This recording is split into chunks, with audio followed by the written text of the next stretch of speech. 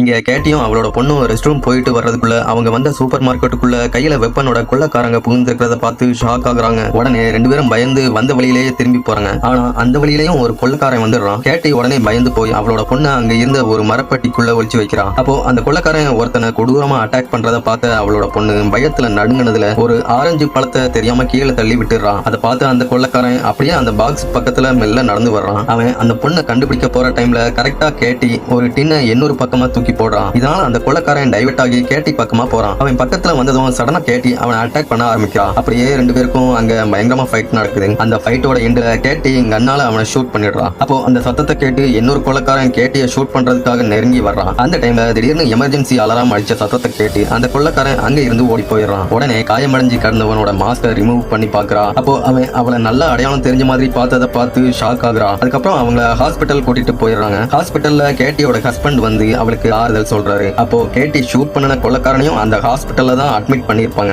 உடனே நான் அவனை பார்க்கணும்னு சொல்லி அவளோட ஹஸ்பண்டையும் வெளியே போக சொல்லிடுறான். ஏன்னா அவன் முன்ன பின்ன பார்க்காத அந்த கொள்ளக்காரனுக்கு எப்படி அவளை அடையாளம் தெரியும்னு தெரிஞ்சுக்க நினைச்சிருப்பா. அப்போ அவன் நீதான கேட்டின்னு கேட்கிறான். ஆனா அவ உன்னை எனக்கு தெரியாது, என்ன எப்படி உனக்கு தெரியும்னு கேட்கிறான். ஆனா கொஞ்ச நேரத்துல அவன் திடீர்னு இறந்து போயிடுறான். இதனால கேட்டியோட சந்தேகம் இன்னும் அதிகமாகுது. அடுத்த நாள் போலீஸ் டிபார்ட்மெண்ட்ல இருந்து வந்த அவ ஹஸ்பண்டோட ஃப்ரெண்டு ஒருத்தர் அவகிட்ட முந்தின நாள் நடந்த சிசிடிவி ஃபுட்டேஜ காமிக்கிறாரு. அந்த கொள்ளக்காரங்க ரொம்ப மோசமானவங்கிறதால அவங்கள ஒருத்தனை கேட்டி கொண்டிருக்கதால உண்மையிலேயே கேட்டி யாருன்னு போலீஸ் சந்தேகப்படுறாங்கன்னு சொல்றாரு. அது மட்டும் இல்லாம அவங்கள தப்பிச்சு போன ஒரு கொள்ளக்காரனால கேட்டியோட உயிர்க்கே ஆபத்து இருக்கிறதாவும் வான் பண்றாரு. அடுத்த நாள் ஒரு சீஃப் போலீஸ் கேட்டியை விசாரிக்கும் போது ஹாஸ்பிட்டல்ல இறந்து போன அந்த கொள்ளக்காரனை கேட்டி வேணும்னு பிளான் பண்ணி தான் கொலை பண்ணி இருக்கிறான்னு அவர் சந்தேகப்படுறாரு. அதை கேட்டதும் பயங்கர கடுப்பான கேட்டி சிசிடிவி ஃபுட்டேஜ பார்த்தா உண்மை உங்களுக்கு தெரியும்னு சொல்றா. ஆனா அந்த ஆபீசர் அங்க இருந்த சிசிடிவி ஃபுட்டேஜ் எல்லாம் டிலேட் ஆகி இருக்கிறதா சொல்றாரு. அதை கேட்டதும் முந்தின நாள் ஃபுட்டேஜ காமிச்ச அந்த போலீஸ் ஆபீசர் தான் எல்லாத்தையும் டிலீட் பண்ணி இருக்கணும்னு அவர் மேல சந்தேகப்படுறா. அன்னைக்கு நைட்டு ஸ்கூல்ல நடந்த மியூசிக் ஈவென்ட்ல